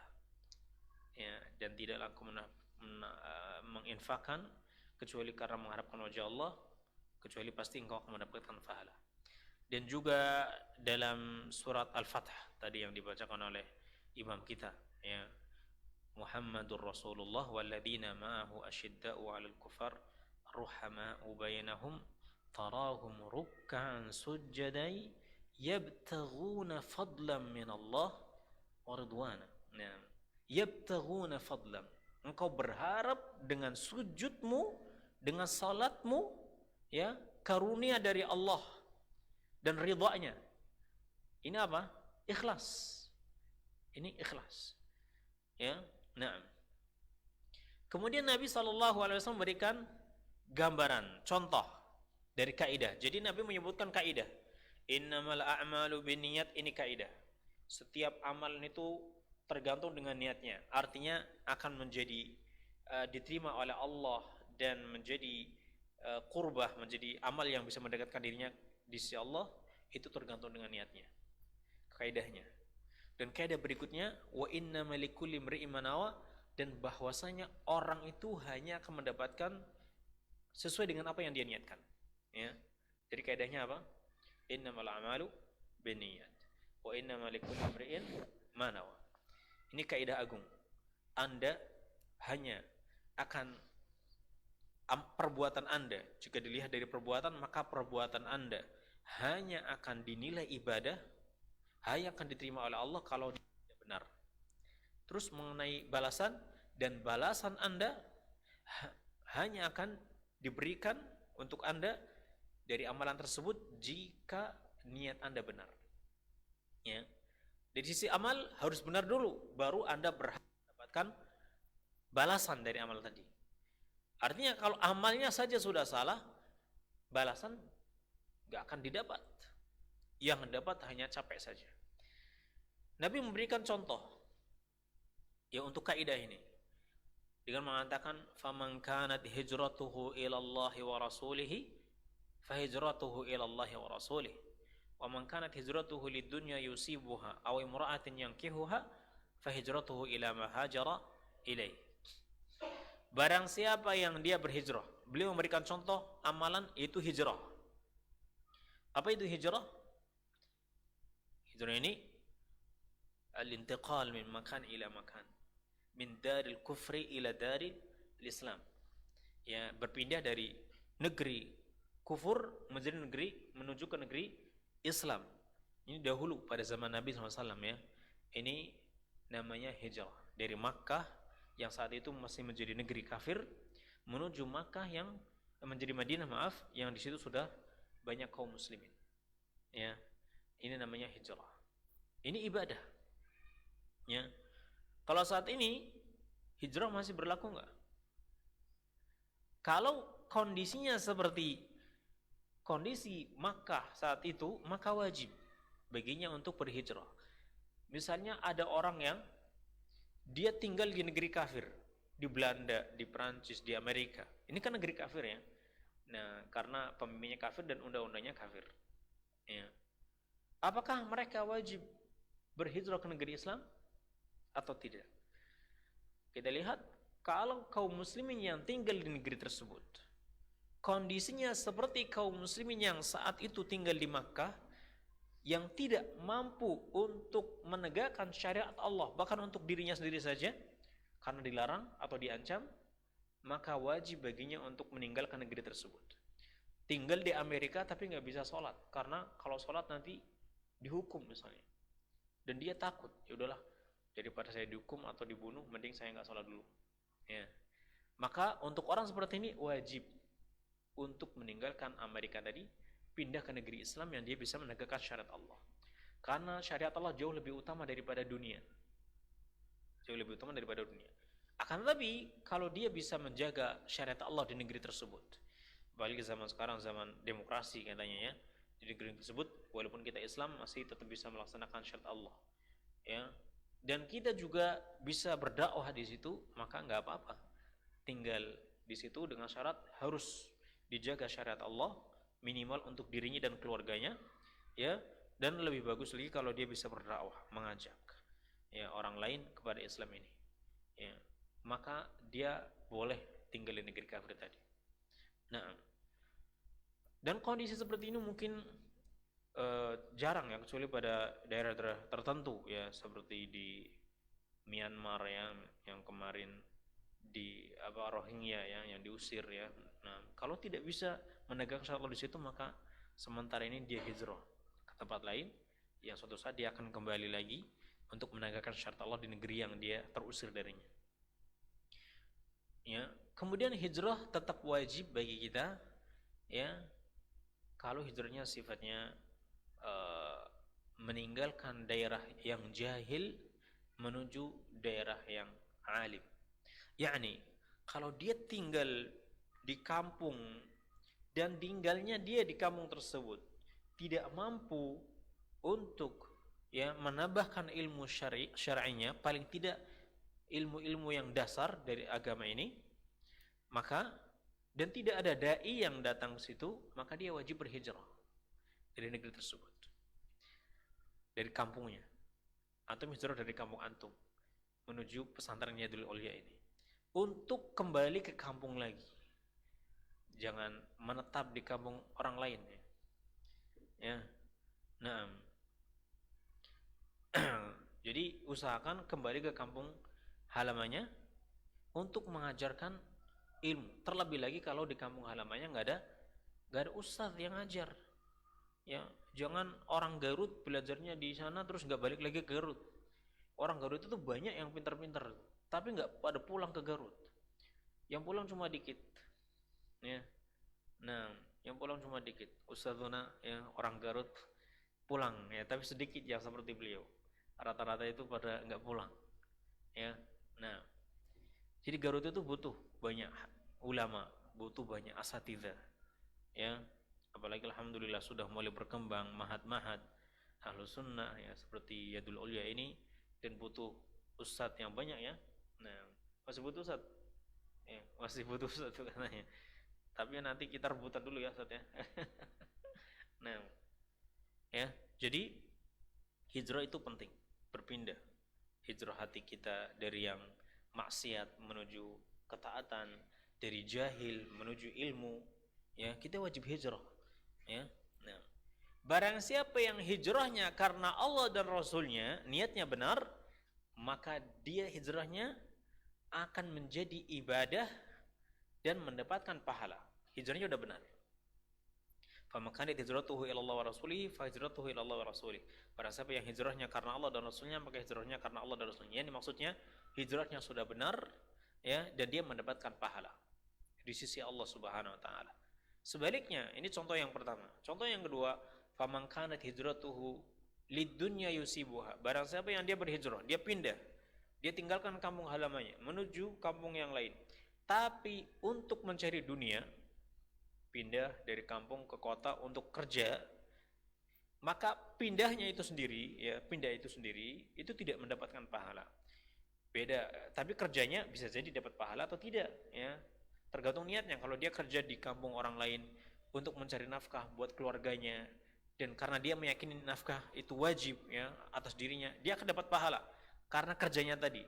Tapi pindahnya dia dari kampung ke kampung yang lain atau ke kota, itu nggak dapat pahala karena bukan untuk bertaqarrub kepada Allah Subhanahu wa taala. Ya. Tapi kalau niatnya bertaqarrub kepada Allah Subhanahu wa taala, maka akan mendapatkan pahala. Atau dia berhijrah karena ada wanita yang ingin dia nikahi, ya. Kebetulan akhwat yang mau saya nikah itu di Bandung misalnya. Saya orang Garut, maka saya ke Bandung, ya. Nah, ya cari kontrakan yang dekat dengan akhwat tadi biar dekat-dekat ya misalnya. Nah, maka padahal di situ juga ada mahat, ya. Tapi tujuan utamanya bukan mahat, bukan talabul ilm, tujuannya tadi biar dekat sama akhwat tadi, nanti bisa nikahi dia. Maka pindahnya dia ke Bandung tidak mendapatkan pahala, ya, tidak mendapatkan pahala. Nah, tapi hanya mendapatkan apa yang dia niatkan, hanya akan mendapatkan seperti yang dia niatkan. Nah, taib. Penjelasan hadis ini kalau mau panjang lebar, kalau mau diringkas juga diringkas ya. Tapi karena ini pertama ya untuk di sini, saya nggak akan membahas panjang lebar, takutnya malah jadi malas nanti jadi yamal kita ya nih, jadi bosan ya. Maka kita ringkas saja ya penjelasannya, dan akhirnya kita simpulkan bahwasanya hadis ini jamaah yang dirahmati oleh Allah Subhanahu wa taala. Ini kalau kitab ini saya bahas di masjid yang lain sudah satu hadis 3 pertemuan. Tapi di sini 1 pertemuan aja udah cukup ya, apalagi di sini para penuntut ilmu. Jadi kesimpulannya ikhwan dan akhwat yang dirahmati oleh Allah Subhanahu wa taala, bahwasanya wajib bagi kita untuk menjaga keikhlasan ya, niat kita dalam setiap amalan yang kita lakukan jika kita menginginkan pahala di sisi Allah Subhanahu wa taala. Yang pertama. Yang kedua, sudah selayaknya bagi seorang muslim untuk berusaha agar setiap aktivitas yang dia lakukan, baik itu yang ibadah maupun yang adat, yang sifatnya kebiasaan, itu menjadi bernilai ibadah untuknya dengan niat yang ikhlas. Ya, jadi usahakan setiap perbuatan kita, apapun perbuatan tersebut, mau tidur, mau main, mau makan, mau minum, mau nulis, mau belajar, semua aktivitas kita setiap harinya, usahakan agar kita punya niat yang benar dalam aktivitas tadi, niat yang ikhlas. Jadi nggak sekedar ingin melakukan, yuk melakukan ini, yuk lakuin ini, yuk, ya, tapi nggak diiringi dengan niat. Usahakan, karena ini menjadi bisnis kita, ya, jadi bisnis kita. Ikhwani wa akhwati rahimani Allah yakum. Jadi bisnisnya kita, bisnis orang berilmu adalah niat. Jadi usahakan setiap yang kita lakukan diiringi dengan niat yang ikhlas karena Allah Subhanahu wa taala, sehingga hal itu akan kembali kepada kita menjadi bernilai ibadah. Ya. Kemudian yang ketiga, orang berilmu, ya, untuk mentakkid yang kedua, orang berilmu akan merubah yang adat menjadi ibadat, menjadi ibadah. Sementara orang yang jahil hanya akan merubah yang ibadah menjadi adat. Artinya nggak dapat apa-apa di sisi Allah Subhanahu wa taala. Nah, ya, ini beberapa faedah yang bisa kita simpulkan, ya, dalam kajian kita ini. Nah, sebelum kita tutup mungkin ada pertanyaan, silakan. Masih ada waktu seperempat jam lagi. Kalau nggak ada pertanyaan kita langsung tutup. Alhamdulillah. Kalau ada pertanyaan kita berikan kesempatan. Ini hak antum untuk nanya. Kalau nggak ada pun alhamdulillah. Saya juga senang. Silakan. Ada yang mau bertanya? Tafadhal.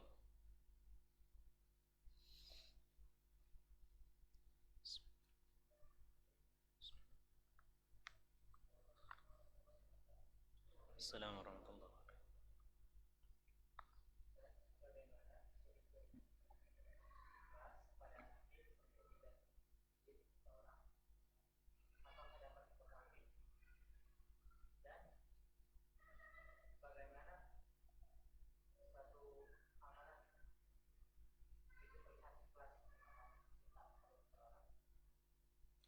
Nah, bagaimana cara mengetahui, yang paling penting bagaimana cara mengetahui bahwa kita sudah ikhlas dalam beramal, ya. Imam Ahmad rahimahullah, ya, beliau pernah ditanya tentang ikhlas. Beliau mengatakan, amrun azim walakin syai'un hubbiba ilayya. Ikhlas itu perkara yang sangat berat, tapi hal itu adalah sesuatu yang Allah jadikan saya suka untuk melakukannya, maka saya lakukan. yakni untuk menilai diri kita ikhlas atau tidak ikhlas, ya, itu bukan sesuatu yang mudah. Tapi yang penting Anda melakukan sesuatu karena Allah Subhanahu wa taala. Yakni kalau Anda melakukan sesuatu, Anda coba perhatikan, tadi Anda lakukan itu karena Allah atau tidak. Itu yang paling penting. Soal nanti ada kelihatan ikhlas atau tidak ikhlas, itu sesuatu yang berat. Karena ikhlas itu tidak ada yang tahu kecuali Allah Subhanahu wa taala. Bahkan kita sendiri bisa jadi nggak tahu. Bahkan para ulama mengatakan kalau orang mengatakan saya sudah ikhlas, maka perkataannya saya sudah ikhlas butuh keikhlasan. Jadi dia masih butuh ikhlas. Kalau orang mengatakan alhamdulillah saya ikhlas kok, dia itu butuh ikhlas, dan ikhlas lagi. Karena ada orang mengatakan tolong buat antum, enggak syukur, enggak apa, saya ikhlas kok, saya ikhlas. Kalau dia mengatakan saya ikhlas, berarti orang ini butuh untuk belajar ikhlas lagi. Ya. Nah, karena keikhlasan itu sesuatu yang sangat berat. Tapi itu sesuatu yang dijadikan kita suka untuk melakukannya. Ya. Nah, tapi sebagian ulama mengatakan min alamatil ikhlas, di antara tanda-tanda ikhlas an yatasawa bainal madhi wal laum. Yakni kalau sudah sama bagi Anda antara celaan dan pujian. Yakni ketika Anda melakukan suatu amalan, ada orang yang memuji Anda atau ada orang yang mencela Anda, itu sama sekali enggak berpengaruh untuk Anda. Saya melakukan ini semata-mata karena Allah. Kalau ada orang mau mencela, ya terserah dia. Ada orang mau muji, ya itu urusan dia. nggak ada urusan saya dalam amalan ini untuk mencari pujian atau menghindar celaan manusia, nggak sama sekali. Ya, karena untuk terus mendapatkan pujian manusia itu nggak mungkin. Seperti yang dikatakan Imam Syafi'i, ya, apa, ridwan nas ghayatun la tudar.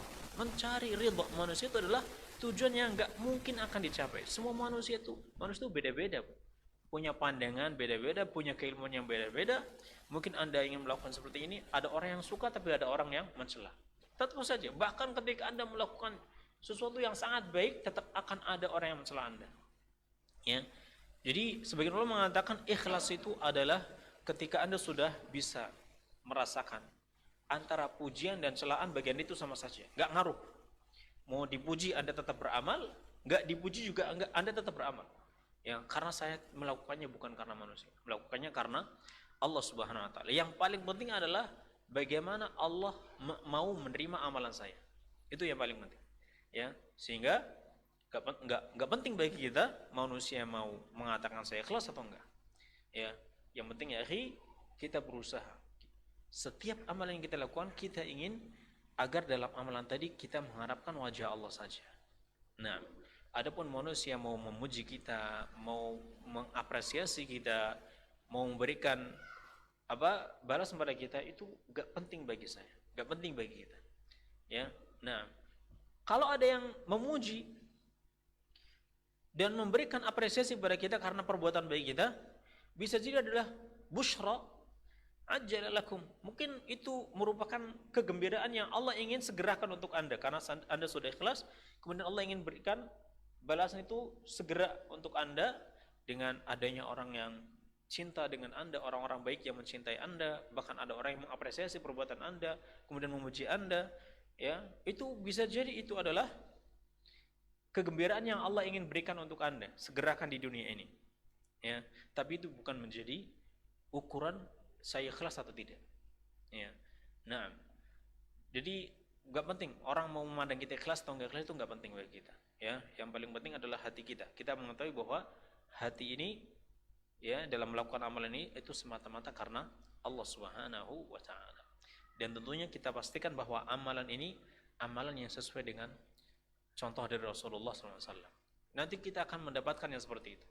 Ya, kita sudah berusaha berbuat baik, nanti ada orang mencela kita, menganggap kita begini. Yang membuat, kalau kita dengerin, membuat telinga kita panas. Ya, hati kita jadi marah kalau kita dengerin. Tapi karena kita melakukannya karena Allah, udah sambil lalu saja. Gak penting ada orang ya mencela saya atau memuji saya, itu gak penting. Yang penting saya berusaha agar amalan ini niatnya karena Allah Subhanahu wa taala. Nah, wallahu a'lam bishawab. Ada yang lain? Fadhal. Bismillah. Assalamualaikum warahmatullahi wabarakatuh. Assalamualaikum warahmatullahi wabarakatuh. Mungkin ringkasnya seperti ini Ustaz. Saya ambil contoh sebuah amalan. Misal kita bangun di malam hari untuk menegakkan sholat. Nah, tatkala itu kita sendiri tanpa ada siapapun, kita niat ikhlas karena Allah, untuk mencari wajah Allah. Nah, tatkala sholat itu mulai berjalan, rakaat ke-1, rakaat kedua dan seterusnya, di pertengahan sholat tiba-tiba misal ada orang mendekati kita, atau ada orang, terdengar suara orang melewat ke dekat kita, atau mungkin guru kita. Nah, di situ terbesit di dalam hati kita, perbagus lagi sholatnya. Itu seketika pahala sholat yang kita lakukan atau hanya mungkin itu godaan setan yang hanya melewat dan kita masih bisa untuk menangkisnya. Mungkin seperti itu. Nah, Assalamualaikum. Assalamualaikum warahmatullahi wabarakatuh. Sufyan al-Thawri, ya, beliau mengatakan, ya, ma'alajtu syai'an ashadda minan niyyah. Tidak ada sesuatu yang jauh lebih sulit untuk saya perbaiki, untuk saya jaga, melebihi sulitnya menjaga niat. Ya. Karena hati itu yataqallab, senantiasa berubah-ubah. Seperti tadi. Awalnya ikhlas, tiba-tiba di pertengahan berubah, ya, nanti bisa jadi berubah lagi, terus balik lagi, seperti itu hati. Jadi menjaga keikhlasan itu sesuatu yang sangat susah, sangat sulit. Oleh karena itu wajib bagi kita untuk memohon pertolongan kepada Allah ya, untuk dijaga keikhlasan ini, dibantu keikhlasan kita. Mengenai berubahnya niat tadi, ya, keadaan niat itu ada beberapa keadaan dalam amalan tadi, ya, atau amal seperti itu tadi. Pertama, kalau dari awal kita berniat supaya dilihat oleh orang, tengok kanan, tengok kiri nggak ada orang, saya mau sholat malam, kemudian saya sholat, dijaharkan, a'udzubillah, dikeraskan, biar dia niatnya biar ingin supaya ada orang dengar, wah fulan masya Allah ya soleh ya. Kalau dari awal dia sudah berniat ria, ingin didengar oleh atau ingin dilihat orang lain, maka amalnya batal ya, nggak sah kalau dari awal. Nah, din harus ulangi. Kalau ria itu datangnya di tengah-tengah, misalnya tadi kalau dari awal sudah datang maka sudah nggak sah ya. Kalau datang di tengah-tengah seperti kasus tadi, misalnya dia sholat ya, awalnya ikhlas karena Allah SWT, tiba-tiba ada orang datang dan niatnya pun mulai berubah ya, maka berubahnya niat di tengah ya, di tengah amalan itu ada dua keadaan. Keadaan yang pertama ya, dia terus berniat ria sampai dia selesai sholat, maka sholatnya batal, nggak diterima ya di sisi Allah Subhanahu wa taala. Nah, karena di hatinya terus dalam keadaan ria sampai selesai. Yang kedua, keadaan yang kedua, dia ikhlas di awal, di tengah-tengah nggak ikhlas. Kemudian dia berusaha untuk menolak ya ketidakikhlasan tadi, mengembalikan untuk ikhlas. Dia ingat bahwa amalan dia itu tidak akan diterima oleh Allah kecuali kalau dia ikhlas, maka dia berusaha untuk memperbaiki amalan tadi sampai pada akhirnya dia berhasil mengembalikan niatnya kepada niat yang awal dan dia salam dan tetap di atas niat yang awal, maka sholatnya tetap sah ya. Niat yang riya tadi di tengah-tengah itu tidak dianggap ya, karena dia berhasil untuk kembali kepada niat awal. Nah, dari sini kita mengetahui ikhwani wa akhwati rahimani Allah wa yakum, betapa beratnya ikhlas itu, maka hendaknya kita banyak-banyak memohon pertolongan kepada Allah SWT. Banyak mengucapkan la hawla wala quwata illa billah. Kita ini makhluk yang sangat lemah, kalau bukan karena Allah kita nggak bisa apa. Nah, mungkin itu saja ya, karena waktu juga sudah selesai. Semoga Allah SWT mencatat kita termasuk daripada orang-orang yang mendengarkan kebaikan dan mengamalkannya semata-mata karena Allah Subhanahu wa taala. Kita akhiri kajian kita di malam hari ini dengan bacaan kafaratul majlis. Subhanakallahumma wa bihamdik, asyhadu an la ilaha illa anta, astaghfiruka wa atubu ilaik. Wassalamualaikum warahmatullahi wabarakatuh. Waalaikumsalam.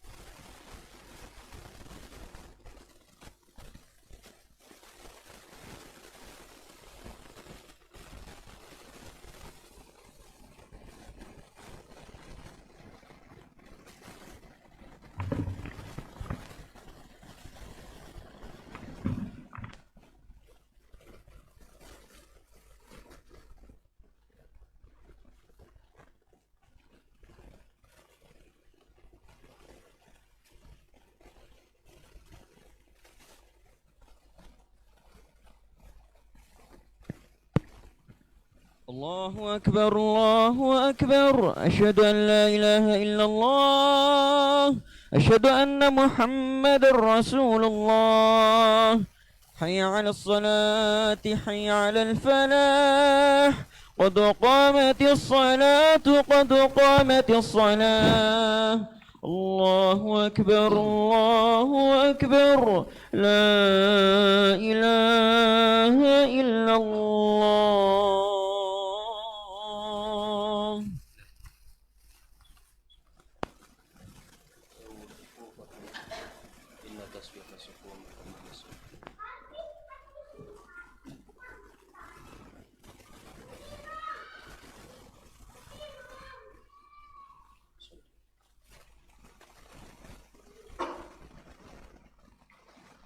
الله أكبر الله أكبر.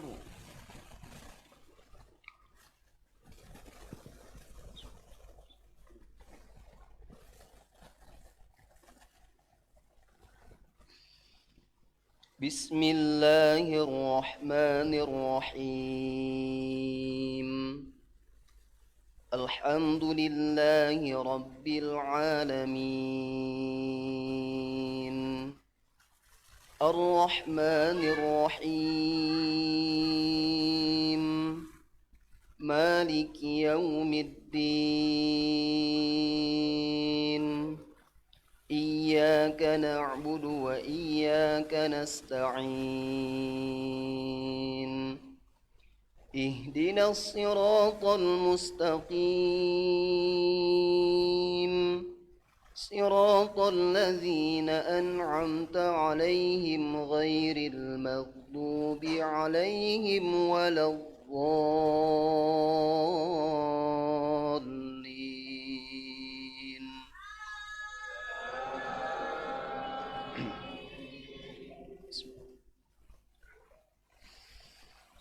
إنا فتحنا لك فتحا